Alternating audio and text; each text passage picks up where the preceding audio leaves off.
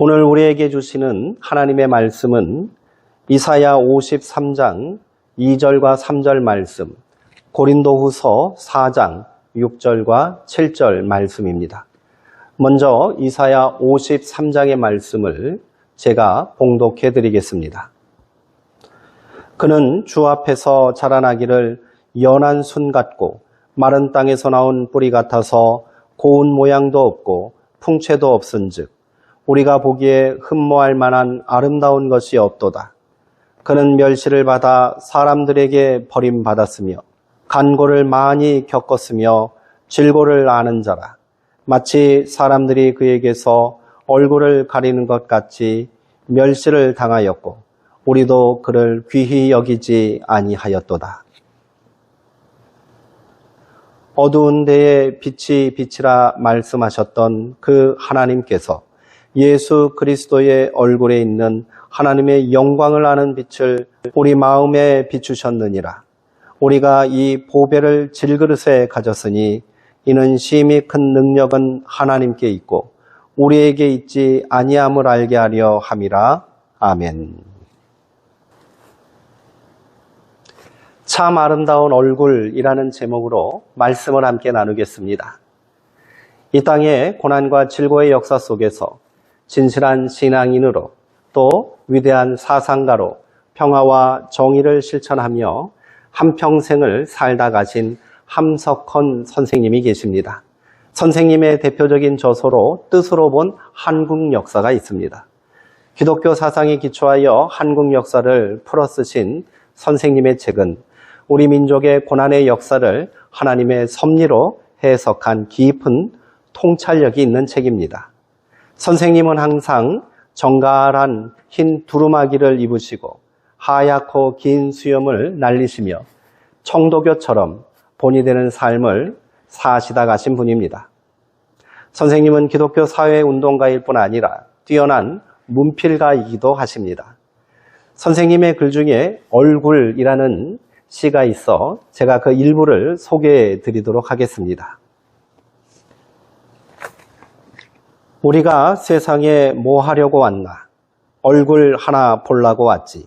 세상에 나돌아다니는 찌그러진 얼굴, 근심 많은 얼굴, 남을 괴롭히는 얼굴, 별의별 얼굴이 다 있는데 참 평화로운 얼굴은 볼 수가 없구나. 그 얼굴만 보면 세상을 잊고 그 얼굴만 보면 나를 잊고 시간이 오는지 가는지 모르고 밥을 먹었는지 아니 먹었는지 모르는 얼굴. 그 얼굴만 대하면 키가 하늘에 닿는 듯하고 그 얼굴만 대하면 가슴이 큰 바다 같아. 남을 위해 주고 싶은 맘 파도처럼 일어나고 가슴이 그저 시원한 그저 마주 앉아 바라만 보고 싶은 참 아름다운 얼굴은 없단 말이냐. 선생님은 우리가 세상에 온 중요한 까닭이 얼굴 하나 보려고 왔다라고 말씀하십니다. 그런데 그 보고 싶은 얼굴을 찾기가 왜 이리도 힘드냐고 한탄하십니다. 깊은 해안과 성찰이 느껴지는 글이 아닐 수 없습니다. 우리에게 그저 바라만 보아도 기분이 좋아지고요. 늘 생각나고 사랑스럽고 정이 가는 얼굴, 보고 있어도 보고 싶은 얼굴이 가까이 있는 사람은 참으로 행복한 사람일 것입니다. 그런데 뒤집어 생각해보면 내 얼굴은 어떤 얼굴일까요? 나는 사람들에게 어떤 얼굴로 기억될까요? 이런 생각을 하니 두려운 마음이 먼저 들기도 합니다. 내 얼굴은 누군가에게 고맙고 그리운 얼굴이었을까요? 사랑스럽고 따뜻한 얼굴인가요? 아니면 그야말로 생각만 해도 꼴도 보기 싫어서 인상이 찌푸려지는 그런 얼굴일까요? 사람은 나이가 들면서 자신의 얼굴에 책임을 져야 한다는 말이 있습니다. 얼굴은 그 사람의 삶과 생각과 마음을 그대로 담은 그릇입니다. 깊이 패인 주름살이 그 사람의 인생을 말해주고요. 무심한 듯 바라보는 눈빛은 그 사람의 생각을 보여줍니다. 어찌되었든 우리의 얼굴이 누군가에게 힘이 되고 마음을 편하게 해주는 그런 얼굴이 되었으면 좋겠습니다. 오늘 함께 읽은 고린도 후서의 말씀 바로 앞부분에 모세의 얼굴에 대한 이야기가 나옵니다. 출애굽기 34장에 나오는 이야기를 바울이 인용한 것입니다. 이스라엘 백성들이 광야에서 금송아지를 만들어 하나님의 진노를 산 이후에 다시 시내 산으로 올라간 모세는 두 손에 하나님이 손수 새겨주신 십계명 돌판을 들고 백성들에게 내려왔지요. 이때 모세의 얼굴에 광채가 나서 사람들이 그에게 가까이 하기를 두려워하자 모세가 수건으로 그 얼굴을 가리었다는 이야기입니다. 여기서 모세가 자신의 얼굴에서 빛나는 영광스러운 광채를 수건으로 가렸다는 사실은 참으로 흥미롭습니다. 자기 얼굴에서 하나님의 영광이 나타난다면 얼마나 자랑스럽고 좋은 일입니까? 사람들이 감히 쳐다볼 수 없을 정도로 두렵고 위험 있는 얼굴이라면 구태여 가릴 필요가 없지 않습니까? 아직까지 자신의 권위를 인정하지 않고 사사건건 시비를 거는 사람들에게 내가 이런 사람이라고 까불지 말라고 위세를 떨 좋은 기회인데 모세는 그 영광스러운 얼굴을 수건으로 가렸습니다. 그가 얼마나 겸손하고 사려 깊은 지도자인지를 잘 보여주는 대목입니다. 소위 권세를 가지고 있다는 자들의 태도는 어떠합니까? 없는 광채를 만들기 위해 금관을 쓰고요, 황금 용포를 입지 않습니까? 아래 것들이 감히 쳐다볼 수 없는 얼굴 아닙니까? 그래서 왕이나 권세 높은 자들이 행차하면 주위의 사람들이 땅바닥에 얼굴을 받고 납작 엎드려야 하는 것이지요. 나는 신성한 절대 권력을 가진 사람이니 너희는 감히 내 얼굴을 쳐다봐서는 안 된다는 오만하고 기고만장한 권력의 모습입니다. 자기가 특별한 존재라고 우겨대는 모습은 예나 지금이나 다르지 않은 것 같습니다. 그런데 모세는 그 빛나는 얼굴을 스스로 가릴 줄 아는 사람이었습니다. 자기 얼굴의 광채를 드러내고 시위하는 게 아니라 오히려 감추었다는 것은 없는 광채까지 조작해내려는 이 땅의 권력자들과는 전혀 다른 모습이지요. 모세의 권위는 이러한 겸손하고 온화함에서 나온 것입니다. 그래서 하나님은 모세의 권위에 대항하는 자들에게 이 사람 모세는 온유함이 지면의 모든 사람보다 더하다라고 말씀하셨는가 봅니다. 다시 바울의 이야기로 돌아가겠습니다. 바울은 모세의 얼굴에서 빛난 광채를 비유처럼 사용하고 있습니다. 그런데 이야기가 긍정적이지 않고 다소 부정적입니다. 모세가 얼굴을 수건으로 가린 이유가 자기 얼굴의 광채가 사라져가는 것을 백성들이 알아채지 못하게 하기 위해서 그리했다고 말하고 있습니다. 여기서 바울은 모세의 얼굴을 율법을 자랑하는 자들의 얼굴에 빗댑니다. 모세의 율법을 들먹이며 교회 안에서 판단하고 지시하고 권위를 내세우고 군림하려는 자들의 얼굴을 비판하고 있는 것입니다. 겉으로는 위험 있는 척하며 위세를 떠는 얼굴이지만 그 광채는 곧 사라져버리고 말 것이다 라는 말입니다. 한마디로 모세 행세를 하는 가짜 모세들을 비판한 것이지요. 이러한 율법주의자들은 자신의 얼굴을 가릴 뿐 아니라 모세의 글을 읽을 때에도 수건으로 그 마음을 가리고 있기에 말씀을 읽어도 온전한 하나님의 뜻을 깨닫지 못하고 있다라고 비판합니다. 그래서 그 기만적인 수건을 벗어버려야 주께로 돌아올 수 있다라고 말하고 있는 겁니다. 당시 고린도 교회 안에서 그리스도의 복음을 어지럽히고 분열을 일으켰던 지도자들은 모두 네노라는 사람들이었습니다. 시쳇말로 얼굴깨나 알려진 사람들입니다. 자신은 율법을 철저하게 지키고 교회에서 그 권위를 인정받은 특별한 존재라고 자랑하는 자들이었지요. 얼굴에 기름을 바르고 잘 꾸며서 겉으로는 화려하게 빛나고 권위 있고 능력 있어 보이지만 그런 교만한 광채는 영원한 것이 아니라고 바울은 말하고 있습니다. 저들의 분장과 위장에 속지 말라는 이야기입니다. 그런 교만한 얼굴을 흠모하지도 말고 그 앞에 주눅들지도 말고 그런 얼굴을 추구하지도 말라는 그런 말이지요. 이렇게 모세의 얼굴이 비유적으로 사라져버릴 빛이라면 그리스도의 얼굴은 어떠할까요? 더욱 빛나고 눈부셔야 하지 않을까요? 그러나 바울은 우리가 언제든지 주께로 돌아오면 그 수건이 벗겨질 것이라고 말합니다. 그리스도의 얼굴은 하나님의 영광을 그대로 담은 찬란하고 영광스러운 빛이지만 역설적으로 누구나 바라볼 수 있고요. 흠모할 수 있는 말 그대로 수건이 벗겨진 맨얼굴입니다. 바울은 이 위선과 거짓의 수건이 우리 얼굴에서 벗어지지 않으면 절대로 그리스도의 영광스러운 얼굴의 빛을 바라볼 수 없다라고 말한 겁니다. 수건으로 가릴 필요가 없는 얼굴은 어떤 얼굴일까요? 말 그대로 맨얼굴 아니겠습니까? 위장하지 않고 거짓으로 꾸미지 않은 순수한 얼굴이지요. 진실한 얼굴입니다. 그 얼굴이 너무 눈부셔서 감히 쳐다볼 수 없었던 옛 모세의 얼굴이 아닌 겁니다. 이렇게 바울은 우리에게 그리스도의 맨얼굴을 소개하고 있습니다. 그리고 그 얼굴에 우리의 얼굴을 맞대어 바라보기 위해서는 우리의 얼굴을 가리고 있는 수건도 벗어버려야 한다라고 말합니다. 예나 지금이나 아랫사람은 윗사람을 향하여 눈을 깔아야 합니다. 감히 마주 보았다가는 큰일이 납니다. 백성은 임금 앞에 엎드려야 하고요. 신도는 사자 앞에서, 을은 갑 앞에서 감히 얼굴을 들지 말아야 합니다.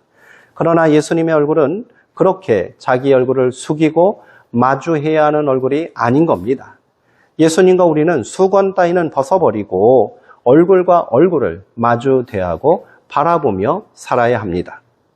그런데 실제로 예수님의 얼굴은 어떤 모습일까요? 흔히 보는 성화나 영화에 나오는 것처럼 그렇게 매력적이고 흠모할 만한 얼굴이었을까요?